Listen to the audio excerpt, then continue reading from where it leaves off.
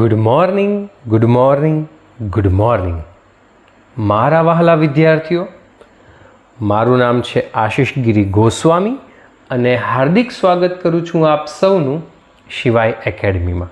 તો આજે આપણે જોવા માટે જઈ રહ્યા છીએ ધોરણ 12નું ચેપ્ટર નંબર 3, જેનું નામ છે કરંટ ઇલેક્ટ્રિસિટી, જેનું ગુજરાતી નામ થાય છે વિદ્યુત પ્રવાહ.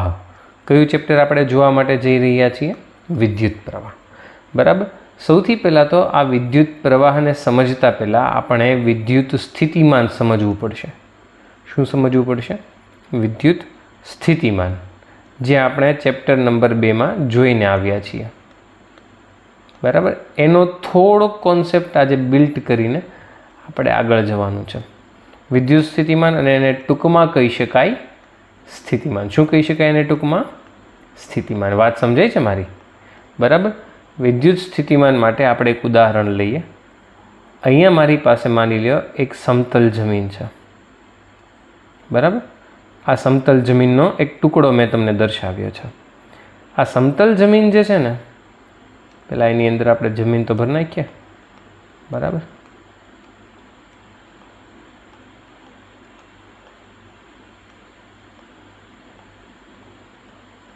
ચાલો, તો આપણી પાસે આ સમતલ જમીન થઈ ગઈ. બરાબર. આ જે સમતલ જમીન છે ને, એમાંથી અહીંયાનો જે ભાગ છે, અહીંયાનો જે હિસ્સો છે ને, આ થોડોક હિસ્સો મારે કાઢીને અહીંયા લગાડવો છે. મતલબ હું જમીનમાં એક ખાડો કરું છું, ને ખાડાને હું કંઈક ઢગલો કરતો જાઉં છું. બરાબર. તો શું થાય છે કે અહીંયાથી હું જમીન કાઢતો ગયો. અહીંયાની મેં જમીન કાઢી નાખી, અને એ જમીન છે ને મેં અહીંયા ઢગલો કરી દીધી. તો થોડા સમય પછી હું આવું કરતો રહ્યો. થોડા સમય પછી આકૃતિ છે ને કંઈક આવી બની. જો જમીનનો ઢગલો છે ને કંઈક આવો બની ગયો. કંઈક આવો ઢગલો બને છે જમીનનો.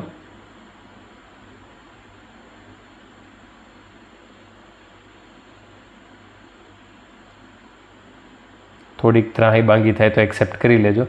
જો અહીંયાની જે જમીન છે ને, એ ક્યાં આવતી રહી? તો કે અહીંયાની જમીન છે ને મેં અહીંયા ગોઠવી નાખી. દેખાઈશ તમને? બાકી અહીંયા તો બધી હતી જ તે. અહીંયા જેટલી છે ને, આ ત્રિકોણમાં જો, આ ત્રિકોણ જે છે ને, આ ત્રિકોણ, પછી આમ અને આમ, એ ત્રિકોણને મેં અહીંયા લઈ લીધો. સમજાણું તમને? તો જમીન છે એ અહીંયા આવી ગઈ. તો હવે હું બે પરિસ્થિતિની આકૃતિ બનાવું છું. એક પહેલાંની ને એક આકૃતિ પછીની. પહેલાં છે ને કંઈક આવું હતું. જો, दिख रहा है आपको अच्छे से? हाँ. તો પહેલાં કંઈક આવી આકૃતિ હતી, અને પછી શું થયું ખબર છે? આ લાઈનને હું રેફરન્સ તરીકે લઈ લઉં. પછી કંઈક આવું થયું.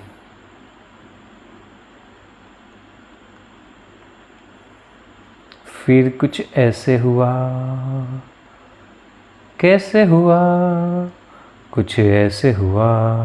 જો કંઈક આવી આકૃતિ બની. દેખાય છે? આ પહાડ થોડો ત્રાસો થઈ ગયો. હા. તો પહેલાં કંઈક આકૃતિ આવી હતી. જો, જમીન કંઈક આવી હતી, ઉપરની સપાટી, અને હવે જમીનની ઉપરની સપાટી છે ને આવી છે. દેખાય છે તમને? જે બાત સમજ રહે આપ? જો આવું થઈ ગયું. હવે હું શું કરું છું સમજો તમે. હવે હું અહીંયા ઉપરથી પાણી ઢોળું છું. બરાબર. હું પાણી ઢોળું છું, તો એ ઢોળેલું પાણી જે છે એ આ જે જમીન છે અહીંયા ફેલાઈ જશે. બરાબર. પણ જો હું એ જ પાણીને અહીંયા ઢોળું, અહીંયા ઢોળ દઉં જ પાણી, તો શું થશે કે પાણી છે ને એ દડીને નીચે આવતું રહેશે. સમજાય છે? અહીંયા પાણી દડીને નીચે ક્યાંય નથી જતું. પાણી છે ને અહીંયા ફેલાઈ જાય છે, ને જ્યારે અહીંયા હું પાણી ઢોળું છું તો પાણી છે દડીને નીચે આવે છે. મતલબ કે પહેલા કેસમાં પાણી પાસે ગતિ ઉર્જા નથી.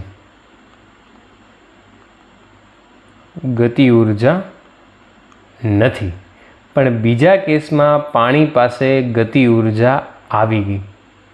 આવી ને ગતિ ઉર્જા? બીજા કેસમાં પાણી પાસે ગતિ ઉર્જા આવી કે ન આવી? હા, આવી ગઈ ને ગતિ ઉર્જા. हाँ, गति ऊर्जा આવી ગઈ। પહેલા કેસમાં ન આવી, પણ બીજા કેસમાં એની પાસે ગતિ ઊર્જા જે છે એ આવી ગઈ। સમજાય છે? તો મતલબ અહીંયા મેં કર્યું ને, અહીંયા મેં જે કામ કર્યું, શું કામ કર્યું? તો કે અહીંયાથી જો, અહીંયાથી મેં માટી ખોદીને અહીંયા નાખી।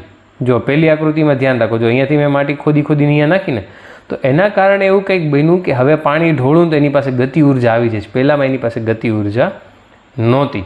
હવે એના માટે હું એક વાક્ય આવું લખું છું, પછી સમજાવું છું કે પહેલા કેસમાં પાણી જે છે ને એની પાસે સ્થિતિ ઊર્જા નથી, સ્થિતિ ઊર્જાનો તફાવત નથી। આપણે આ ચેપ્ટરમાં સ્થિતિ ઊર્જા મતલબ કોની વાત કરવાની છે? તો કે વિદ્યુત સ્થિતિ ઊર્જાની। મેં પહેલાં જ કીધું ને તમને, આ કેસમાં પાણી પાસે વિદ્યુત સ્થિતિ ઊર્જાનો તફાવત નથી, જ્યારે બીજા કેસમાં વિદ્યુત સ્થિતિ ઊર્જા જે છે એ હાજર છે। વિદ્યુત સ્થિતિ ઊર્જાનો તફાવત છે, પહેલા કેસમાં નથી પણ બીજા કેસમાં છે। એવું કેવી રીતે તમે સમજો? વિદ્યુત સ્થિતિ ઊર્જાનો મતલબ હું અહીંયા શું કરું છું, તમે પહેલાં આકૃતિને બરાબરથી સમજો, પછી આપણે એની વિશે વિશેષ ચર્ચા કરીએ કે કેવી રીતે કરી શકાય ને શું હોય ને। પહેલાં તમે ખાલી એના પોઈન્ટને સમજો। હવે વિદ્યુત સ્થિતિ ઊર્જાનો મતલબ હું એવું કરું છું કે અહીંયા જે આ છેડો છે, આને કહી દઉં હું છેડા નંબર 1, આ પહેલો છેડો, ને આને હું કહી દઉં બીજો છેડો। આ બે છેડા વચ્ચે હાઇટનો ડિફરન્સ છે પહેલા કેસમાં, તો કે હાઇટનો ડિફરન્સ નથી। હાઇટનો ડિફરન્સ નથી એટલે સ્થિતિ ઊર્જાનો તફાવત નથી, ને સ્થિતિ ઊર્જાનો તફાવત નથી એટલે એને ગતિ ઊર્જા મળતી નથી। જ્યારે આકૃતિ 2 જુઓ તમે, આ છેડો 1 સૌથી નીચે અને ઉપર જે છે આ છે છેડો 2, આ બંને વચ્ચે હાઇટનો ડિફરન્સ છે? હા છે, હાઇટનો ડિફરન્સ છે તો શું આવ્યું? તો કે સ્થિતિ ઊર્જાનો તફાવત, અને સ્થિતિ ઊર્જાનો તફાવત હોય તો ગતિ ઊર્જા આવી। પહેલામાં ગતિ ઊર્જા ન આવી પણ બીજામાં ગતિ ઊર્જા આવી। કેમ? તો કે આ બંને પોઈન્ટ વચ્ચે હાઇટનો તફાવત છે, બરાબર? હાઇટનો તફાવત છે તો ગતિ ઊર્જા આવે છે। હવે તમે સમજો કે આવું આપણે બેટરી છે, સેલ છે, કોષ છે, એમાં કેવી રીતે કરી શકીએ છીએ। હું એક ઉદાહરણ લઉં છું। મારી પાસે માની લ્યો કે એક બોક્સ છે, એક ઘન પદાર્થ છે। એમ જ માની લો કે મારી પાસે એલ્યુમિનિયમનો ડબ્બો છે। તો સામાન્ય રીતે એલ્યુમિનિયમ છે એ કઈ અવસ્થામાં હોય? કેમેસ્ટ્રીવાળાને વધારે ખબર હશે, જો કે જે વિદ્યાર્થીઓને કેમેસ્ટ્રી ગમતું હોય એને। Al+3 અને 3 ઇલેક્ટ્રોન। તો આ જે ડબ્બો છે ને એમાં શું હશે ખબર છે? તો કે બધી બાજુ જ્યાં જુઓ ત્યાં, ક્યાં? તો કે જ્યાં જુઓ ત્યાં Al+3 અને અહીંયા બાજુમાં એના ટેણિયા મેણિયા 3 ઇલેક્ટ્રોન ફરતા હશે, બરાબર? આ એક ઇલેક્ટ્રોન, આ બીજો ઇલેક્ટ્રોન, આ ત્રીજો ઇલેક્ટ્રોન, અહીંયા કંઈક બીજો Al+3, અહીંયા એનો એક ઇલેક્ટ્રોન, અહીંયા એનો બીજો ઇલેક્ટ્રોન, અહીંયા એનો ત્રીજો ઇલેક્ટ્રોન। હવે હું શું કરું છું કે આ જે ડબ્બો છે ને, ડબ્બા ઉપર હું એક પ્રક્રિયા કરું, પ્રક્રિયા કરીને ડબ્બાને હું કંઈક આવો બનાવી દઉં। એના આપણે રંગરૂપ આકારમાં કોઈ ફેર નથી કરવો, ડબ્બાને એવો જ રાખવો છે। પણ મેં શું કર્યું કે આ ડબ્બો જે છે ને એમાંથી બધા ઇલેક્ટ્રોન કાઢી લીધા। તો હવે ડબ્બા પાસે શું વધ્યું? તો કે ડબ્બા પાસે વધ્યું નકરા Al+3, નકરા Al+3 અને એના જે ટેણિયા મેણિયા ઇલેક્ટ્રોન છે ને એ બધાને કાઢીને મેં એક જગ્યાએ પૂરી દીધા અહીંયા। એ કામ કર સરખું? હા, electron, electron, electron, electron, electron, electron, આવો મેં થપ્પો કરી દીધો, ઢગલો કરી દીધો। આગળની વાર્તા યાદ કરો। જો એક જગ્યાએથી માટી ખોદી ખોદીને બીજી જગ્યાએ નાખતા હતા ને આપણે, જો અહીંયાથી ખોદી હતી, અહીંયા ઉમેરતા હતા આપણે, યાદ આવ્યું તમને? હા, એવું જો અહીંયા કરું છું, અહીંયાથી મેં ઇલેક્ટ્રોન ખોદી ખોદીને કાઢી લીધા અને ક્યાં જવા દીધા? એક બાજુ સાઈડમાં, બરાબર? માની લ્યો કે એક જ મિનિટ, ઇરેઝ કરી નાખું, થોડું વધારાનું થઈ ગયું છે નહીં. હા, માની લ્યો આ પપ્પા છે, પપ્પા, અને આ જે નાના નાના એમના ટેણિયા વેણિયા છે ને એ એના બાળકો છે. મેં આમને એમના પપ્પાથી છૂટા કરી દીધા, બરાબર.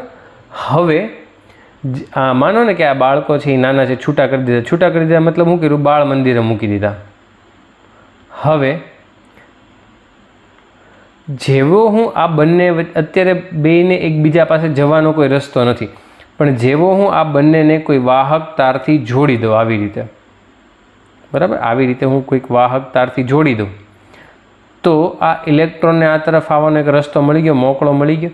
કેમ બાળ મંદિરમાં પપ્પા સાંજે તેડવા ગયા હોય ને છોકરા છે પપ્પા પપ્પા કરીને ચોંટી પડે, આ એની જેવું કંઈક થાય કે ઇલેક્ટ્રોનનો જે ઢગલો છે ને, આ ઢગલામાંથી ઇલેક્ટ્રોન નીકળતા જાય પપ્પા પપ્પા કરીને. આ બધા ઇલેક્ટ્રોન છે ને એ ક્યાં વ્યા જાય? તો કે અહીંયા વ્યા જાય અને આ ધાતુને ફરી વખત તટસ્થ કરવાનો પ્રયત્ન કરશે. તમે સમજ્યા અહીંયા મેં શું કર્યું? જો અહીંયા આગળ જે પાણી પાસે ગતિ ઉર્જા આવી હતી ને, અહીંયા જો આ પાણી પાસે જે ગતિ ઉર્જા આવી હતી ને, એ પાણી પાસે ગતિ ઉર્જા તમે ધ્યાનથી જુઓ તો અહીંયા ઇલેક્ટ્રોન પાસે આવી ગઈ. દેખાણું તમને? અહીંયા ઇલેક્ટ્રોન છે ને એ ગતિમાં આવવા માંડીએ.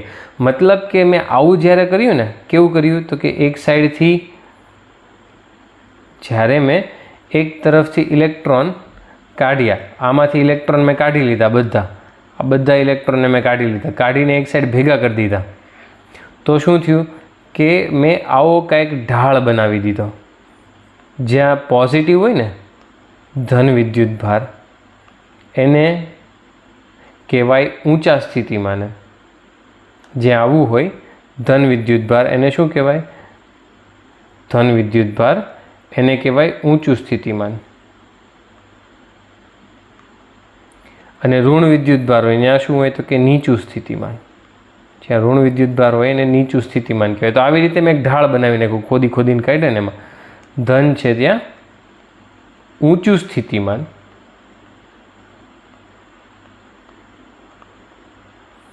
અને ઋણ છે ત્યાં નીચું સ્થિતિમાન, બરાબર. તો આવી રીતે જ્યારે મેં ઇલેક્ટ્રોનને ખોદીને અલગ કાઢ્યા ને, ત્યારે મેં આવો એક ઢાળ બનાવી દીધો. આ ઢાળ જે છે ને એ માણસ માટે નરી આંખે દેખાતો નથી, બરાબર. આવો ઢાળ હકીકતમાં હોતોય નથી, પણ આવો ઢાળ જે છે એ ઇલેક્ટ્રોનને અનુભવાય છે. એટલે ક્યાંય તમારે પાછો ઢાળ ગોતવા ન જવાનું, હું તમને પહેલાં કીધું. નહીંતર પાછા આપણા ઘરે ટીવીના સેલો એ કાઢીને જોશે, પપ્પા મારે ઢાળ જોવો છે, બરાબર. આવો ઢાળ જે છે એ હકીકતમાં અસ્તિત્વ ધરાવતો નથી, પણ હકીકતમાં કામ આવી જ રીતે થાય છે. એ સમજાવવા માટે મેં તમને કીધું. તો જો હા, તો અહીંયા હું તમને કહી દઉં કે ઋણ ઇલેક્ટ્રોન જે ઋણ વિદ્યુત ભાર જે છે ને, ઋણ એ છે ક્યાં? તો કે ઋણ જે છે ને એ છે નીચા સ્થિતિમાં, ને એને જવું કોની પાસે? તો કે ધન પાસે. તો એની જવાની ગણતરી ક્યાં હોય? તો કે ઊંચા સ્થિતિમાં. જ્યારે ધન છે ને, ધન એ છે ક્યાં? ઊંચા સ્થિતિમાં. ક્યાં છે? ઊંચા સ્થિતિમાં. એની જવાની ગણતરી ક્યાં હોય? તો કે ઋણ પાસે. તો એને નીચા સ્થિતિમાં જવું હોય તો આપણે એક સાદું વાક્ય આવું લખીએ કે ધન એટલે ધન વીજભાર, પૈસાની વાત નથી કરતો હું, બરાબર. નહીંતર ઘણા પાછા પૈસાની વાતો કરવા મળશે. ધન જે છે એ ક્યાં જાય? તો કે ઊંચા સ્થિતિમાનથી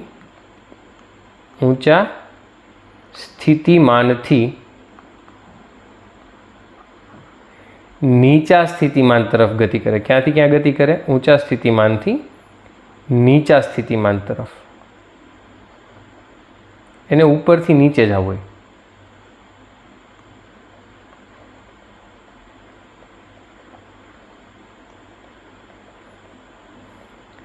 જ્યારે ઋણ જે છે એ હોય ક્યાં? તો કે નીચાએ. હોય ક્યાં? તો કે નીચાએ.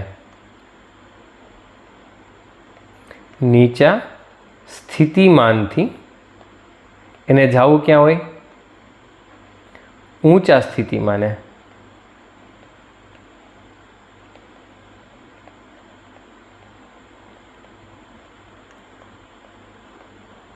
વાત સમજાણી તમને?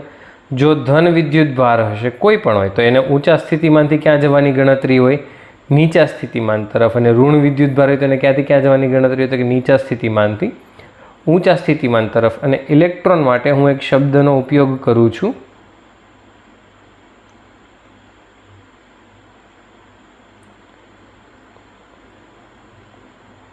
અવળચંડો. ઇલેક્ટ્રોન કેવો છે? અવળચંડો છે. એની બધી વાત પ્રોટોનથી ઉલટી હોય. પ્રોટોન તો ન વપરાય શબ્દ, પણ ધન વિદ્યુતભાર, બધી વાત ધન વિદ્યુતભારથી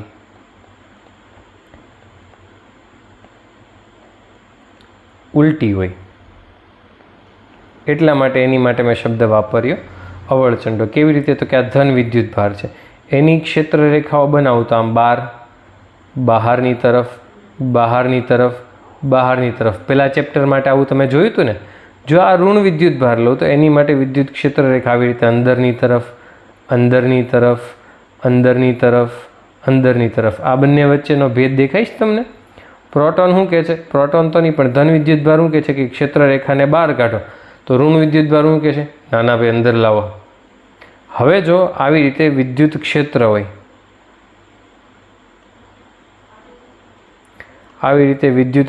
હોય, ને જો એમાં હું ધન વિદ્યુતભારને છૂટો મૂકી દઉં તો ધન વિદ્યુતભાર આમ જાય, હાલો વિદ્યુત ક્ષેત્રની દિશામાં. તો ઋણ વિદ્યુતભારને જો છૂટો મૂકું ને તેમ કે ના રે ના, એ બાજુ તો બધા જાય. આપણે કઈ દિશામાં જવાનું છે? તો કે ઉલટી દિશામાં. તો ઋણ વિદ્યુતભાર છે ઉલટી દિશામાં જાય. બરાબર? આ બીજો તફાવત જોજો, તમે બરાબર રીતે સમજજો. આ વસ્તુ તમને આગળ બહુ કામ લાગવાની છે. બરાબર? અને છેલ્લી વસ્તુ જો, જે આપણે અહીંયા લખી કે ધન વિદ્યુતભાર છે એને ક્યાંથી ક્યાં જવું છે? તો કે ઊંચા સ્થિતિમાનથી નીચા સ્થિતિમાન તરફ. જ્યારે ઋણ વિદ્યુતભારને નીચા સ્થિતિમાનથી ક્યાં જવું છે? ઊંચા સ્થિતિમાન તરફ. તો આવી રીતે જ્યારે સ્થિતિમાનનો તફાવત સર્જાય, ક્યારે? જ્યારે સ્થિતિમાનનો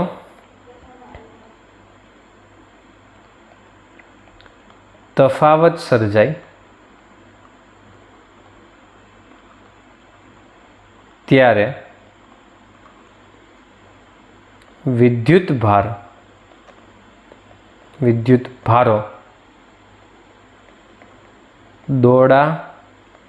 દોડી કરી મૂકે. ઢાળ બન્યો એટલે આપણે સીધી વાત છે કે કેમ પાણી દળતું હતું એમ ધન વિદ્યુતભાર ને ઋણ વિદ્યુતભાર છે દોડી કરી મૂકે. કે ધન વિદ્યુતભાર છે તો એ ઢાળની નીચે આવે ધન વિદ્યુતભાર, ઋણ વિદ્યુતભાર છે એ ઢાળમાં ઉપર ચડે, તો એમણે દોડી કરી મૂકી. અને આ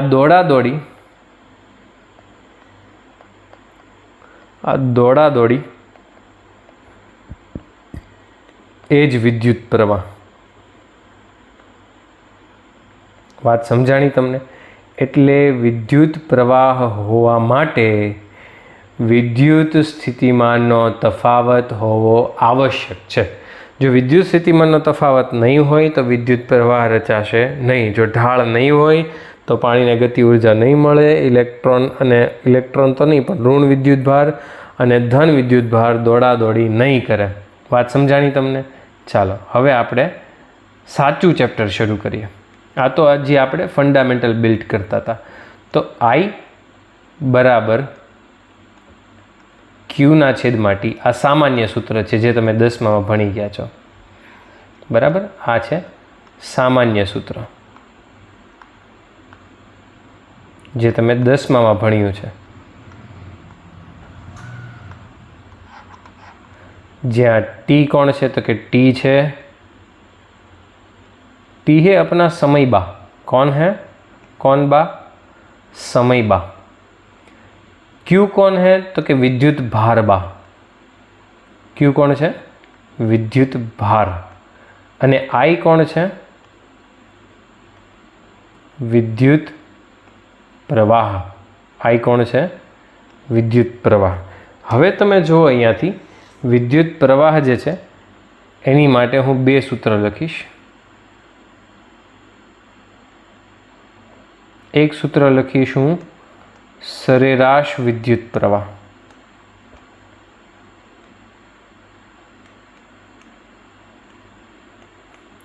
અને બીજી હું વ્યાખ્યા લખીશ, બીજું સૂત્ર લખીશ તાત્ક્ષણિક વિદ્યુત પ્રવાહ. હવે સરેરાશ વિદ્યુત પ્રવાહ અને તાત્ક્ષણિક વિદ્યુત પ્રવાહના આપણે સૂત્રો જોઈએ. જો સરેરાશ વિદ્યુત પ્રવાહ હોય તો લખાય આઈ એવરેજ બરાબર ડેલ્ટા ક્યુ છેદમાં ડેલ્ટા ટી, અને તાત્ક્ષણિક લખવું હોય તો આઈ ઇન્સ્ટન્ટેનિયસ તાત્ક્ષણિક બરાબર ડીક્યુના છેદમાં ડીટી. ચાલો વિદ્યુત પ્રવાહની વ્યાખ્યા બનાવી તો જે છેદમાં હોય એને શું કહી દેવાનું? 1. બરાબર. તો વ્યાખ્યા શું બનશે? તો કે વ્યાખ્યા કંઈક આવી બનશે: આપેલ વાહકના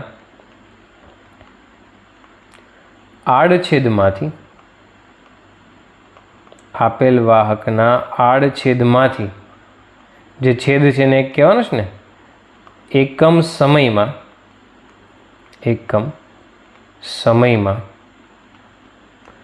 પસાર થતા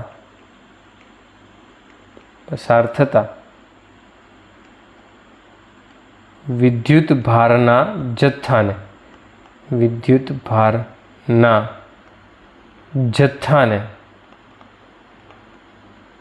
વિદ્યુત પ્રવાહ કહે છે. બોર્ડ માટે તમારે વ્યાખ્યા પણ પાકી કરવાની છે. વિદ્યુત પ્રવાહ કહે છે. બરાબર. આ વ્યાખ્યાનો હવે આપણે મતલબ સમજીએ. હું શું કરું છું, એક કામ કરીએ. આવી રીતે આપણે એક વાહક લઈ લઈએ. આ એક વાયર છે. બરાબર.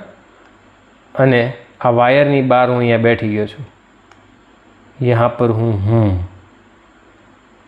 અહીંયા કોણ છે? તો કે હું અહીંયા એક મશીન લઈને બેઠો છું જે બહાર નીકળતા ઇલેક્ટ્રોનને ગણે છે. આ ઇલેક્ટ્રોન જે ઘૂમ કરતા બહાર આવશે. બરાબર. આમ જાય છે માની લો. અત્યારે આપણે ખાલી સમજવાનું છે. બરાબર. બહાર નીકળતા ઇલેક્ટ્રોનને હું ગણું છું. 1 સેકન્ડમાં કેટલા ઇલેક્ટ્રોન બહાર નીકળે છે નહીં હું ગણું છું. બરાબર. તો માની લો કે 1 સેકન્ડમાં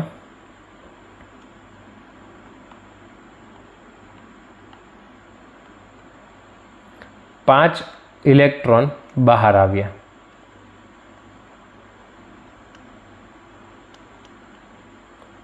તો આપણે આવું લખી શકીએ, આઈ બરાબર ક્યુના છેદમાં ટી સૂત્ર હતું ને. ક્યુ કેટલો છે? તો કે ક્યુ છે 5 ગુણ્યા 1.6 ગુણ્યા 10⁻⁻⁹ અને સમય કેટલો છે? તો કે 1 સેકન્ડ. તો 16 × 5 = 80. તો મને જવાબ કેટલો મળે? તો કે 8 ગુણ્યા 10⁻⁹ કુલંબ પ્રતિ સેકન્ડ, અથવા કુલંબ પ્રતિ સેકન્ડ જે છે ને આવું પણ કહેવાય. 8 ગુણ્યા 10⁻⁹ એમ્પિયર. વાત સમજમાં આવી? વિદ્યુત પ્રવાહ જે છે મને કેટલો મળે? તો કે 8 ગુણ્યા 10⁻⁹ એમ્પિયર. તો વિદ્યુત પ્રવાહનો કોન્સેપ્ટ ખબર પડી. તો કે બહાર નીકળતા ઇલેક્ટ્રોનની સંખ્યાને ગણવાની. કેટલા ઇલેક્ટ્રોન અહીંયાથી ઘૂપ કરતા બહાર નીકળે છે એને વિદ્યુત ભારના જથ્થા વડે ગુણી દેવાનું, સમયથી ભાંગી નાખવાનું. બરાબર. આમાં કોઈ નવી વસ્તુ નથી. ધારો કે આપણે 1 એમ્પિયર કહેવું હોય. શું કહેવું છે? 1 એમ્પિયર.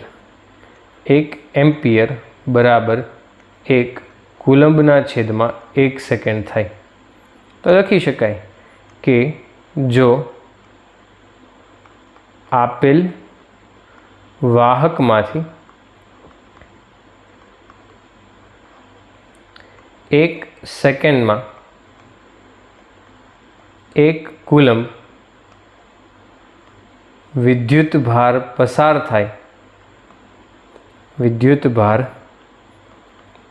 થાય તો તેમાં 1 એમ્પિયરનો વિદ્યુત પ્રવાહ છે તેમ કહેવાય. બરાબર. એની પાસે 2 એકમો છે. એસઆઈ એકમ લખીએ તો એસઆઈ એકમ થશે એક તો કુલંબ પ્રતિ સેકન્ડ એસ છે એ સ્મોલ કરવાનો છે, કેપિટલ નથી કરવાનો. અને બીજો એકમ છે એમ્પિયર. બરાબર. એનું પારિમાણિક સૂત્ર જોઈએ તો આ મૂળભૂત રાશિ છે. જો તમને 11મું યાદ હશે તો આ મૂળભૂત રાશિ છે. આનું પારિમાણિક સૂત્ર થશે M0 L0 T0 A1. વિદ્યુત પ્રવાહનું પારિમાણિક સૂત્ર શું થાય?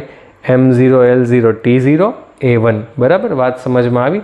એના પછી આપણે જોઈએ કે વિદ્યુત પ્રવાહ જે છે એ અદિશ રાશિ છે. કેવી રાશિ છે? અદિશ રાશિ. અદિશ રાશિ છે,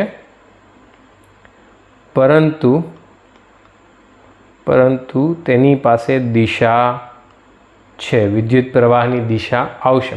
બરાબર. હકીકતમાં જો આને કેવું હોય ને તો આને ટેન્સર કહેવાય. ટેન્સર. પણ આપણી ટેક્સ્ટ બુકમાં કે ઉલ્લેખ નથી ને ટેન્સર તમને પૂછશે પણ નહીં. એટલે જો તમારી પાસે ઓપ્શન હોય અદિશ કે સદિશ, તો તમારે શું કહેવાનું? અદિશ. શું કહેશો તમે? અદિશ. વાત સમજમાં આવી તમને?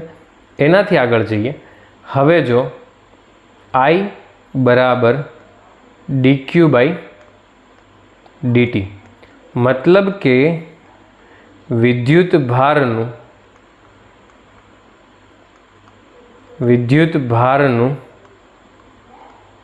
સમયની સાપેક્ષે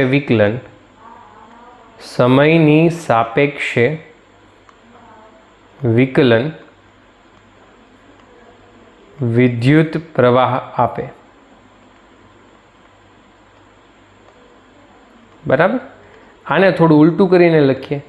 dq બરાબર I dt. તો આનાથી શું લખી શકાય? તો કે વિદ્યુત પ્રવાહનું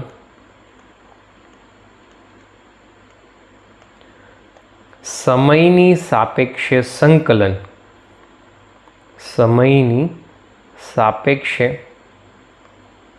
સંકલન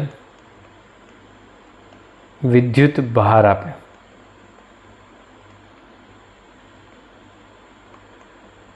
હજી આમાં આપણે Q વિરુદ્ધ Tનો આલેખ પણ કહી શકીએ. બરાબર. Q વિરુદ્ધ Tના આલેખની વાત પણ કરી શકીએ. આલેખ હવે તમારા માટે બહુ મોટી વાત નથી રહી, સાવ નાની એવી વાત છે.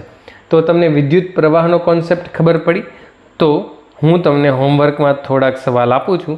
એ બધા સવાલ તમારે કરવાના છે. સૌથી પહેલાં તો આ સવાલ છે.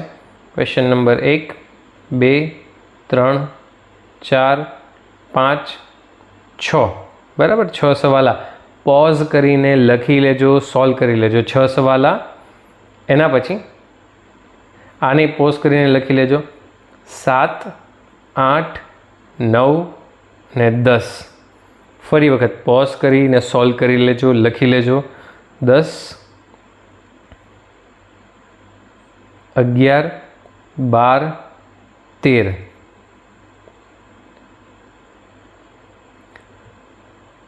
14, 15 અને 16. સોલ્યુશન ન જોતા. બરાબર. આટલા જે 16 સવાલ છે એ તમારે કમ્પલસરી સોલ્વ કરવા. આપણે નેક્સ્ટ લેક્ચરમાં જોશું કે આનો જવાબ તમારે સાચો આવ્યો કે નહીં. બરાબર. અત્યારે હું તમને સોલ્વ નથી કરાવતો, તમે તમારી સામાન્ય બુદ્ધિથી આને સોલ્વ કરી શકશો. ચાલો, છેક સુધી જોવા માટે થેન્ક યુ તમને બધાને. આપ સૌનો ખૂબ ખૂબ આભાર. So see you in the next class.